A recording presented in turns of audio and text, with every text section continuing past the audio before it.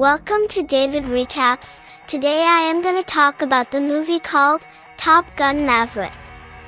In Top Gun Maverick, the breathless, gravity and logic-defying Top Gun sequel that somehow makes all the sense in the world despite landing more than 3 decades after the late Tony Scott's original, an admiral refers to Tom Cruise's Navy aviator Pete Mitchell, call sign Maverick, as the fastest man alive.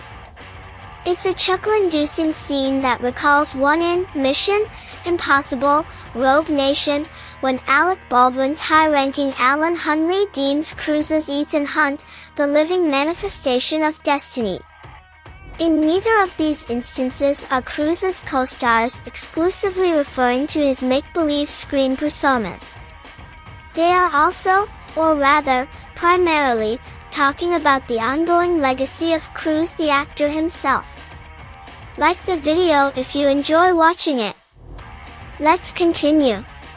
Truth be told, our fearless and ever-handsome action hero earns both appraisals with a generous side of applause, being one of the precious remnants of bona fide movie superstardoms of yore, a slowly dwindling they don't make him like they used to notion of immortality these days.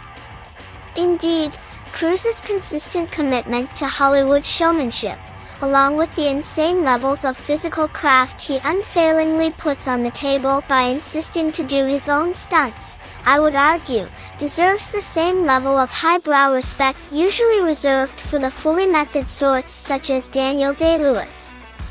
Even if you somehow overlook the fact that Cruise is one of our most gifted and versatile dramatic and comedic actors with the likes of Born on the 4th of July, Magnolia, Tropic Thunder, and Collateral under his belt, you will never forget why you show up to a Tom Cruise movie, thanks in large part to his aforesaid enduring dedication.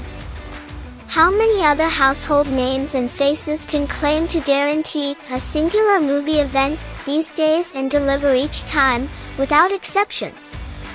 In that regard, you will be right at home with Top Gun Maverick, director Joseph Kosinski's witty adrenaline booster that allows its leading producer to be exactly what he is, a star, while upping the emotional and dramatic stakes of its predecessor with a healthy, but not overdone, dose of nostalgia. After a title card that explains what Top Gun is, the identical one that introduced us to the world of creme de la creme Navy pilots in 1986, we find Maverick in a role on the fringes of the U.S. Navy, working as an undaunted test pilot against the familiar backdrop of Kenny Loggins' Danger Zone. You won't be surprised that soon enough, he gets called on a one-last job type of mission as a teacher to a group of recent Top Gun graduates. Their assignment is just as obscure and politically cuckoo as it was in the first movie. There is an unnamed enemy, let's call it Russia because it's probably Russia, some targets that need to be destroyed, a flight plan that sounds nuts, and a scheme that will require all successful Top Gun recruits to fly at dangerously low altitudes. But can it be done? 30% of the viewers has not subscribed to this channel. Please subscribe to this channel to motivate us for future videos. It's a long shot, if the details of the operation, explained to the aviator hopefuls in a rather, it can't be done, style reminiscent of Mission Impossible, are any indication. But you will be surprised that more appealing than the prospect of the bunker's mission here is the human drama that co-scribes Aaron Kruger, Eric Warren Singer, and Christopher McQuarrie spin from a story by Peter Craig and Justin Marks. For starters, the group of potential recruits include Lieutenant Bradley Wooster Bradshaw, Miles Teller, terrific, the son of the dearly departed Goose, whose accidental death still haunts Maverick as much as it does the rest of us. And if Rooster's understandable distaste of him wasn't enough, despite Maverick's protective instincts towards him, there are skeptics of Maverick's credentials. John Hamm's Cyclone, for instance, can't understand why Maverick's photon friend Iceman, Val Kilmer, returning with a tearjerker of a part, insists on him as the teacher of the mission. Further complicating the matters is Maverick's on and off romance with Penny Benjamin, a bewitching Jennifer Connelly, a new character that was prominently name-checked in the original movie, as some will recall. What an entanglement through which one is tasked to defend their nation and celebrate a certain brand of American pride. In a different package, all the brouhaha jingoism and proud fist-shaking scene in Top Gun Maverick could have been borderline insufferable. But fortunately Kosinski, who's underseen and underrated, only the brave, will hopefully find a second life now, seems to understand exactly what kind of movie he is asked to navigate. In his hands, the tone of Maverick strikes a fine balance between good-humored vanity and half-serious self-deprecation, complete with plenty of quotable zingers and emotional moments that catch one off guard.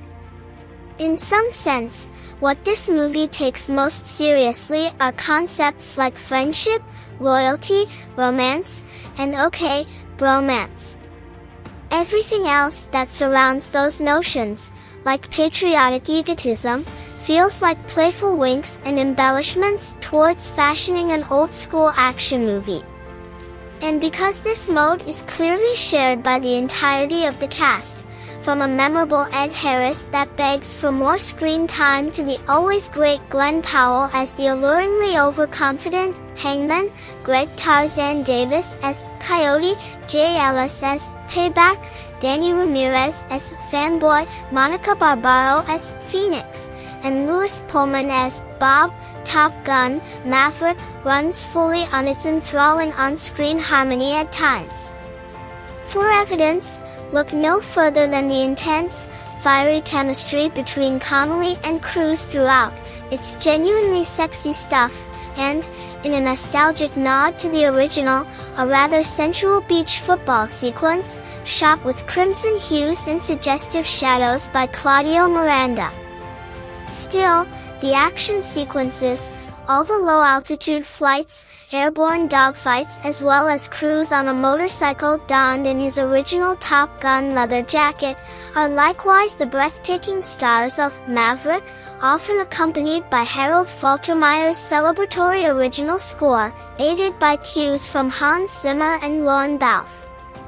Reportedly, all the flying scenes, a pair of which are pure hell yes moments for Cruise, were shot in actual US Navy F divided by a -18s, for which the cast had to be trained for during a mind-boggling process. The authentic work that went into every frame generously shows. As the jets cut through the atmosphere and brushed their target soils in close-shave movements, all coherently edited by Eddie Hamilton, the sensation they generate feels miraculous and worthy of the biggest screen one can possibly find. Equally worthy of that big screen is the emotional strokes of Maverick that pack an unexpected punch. Sure, you might be prepared for a second Skydance with Maverick, but perhaps not one that might require a tissue or two in its final stretch. Thank you so much for watching this amazing story. Please check out our other stories as well. Bye.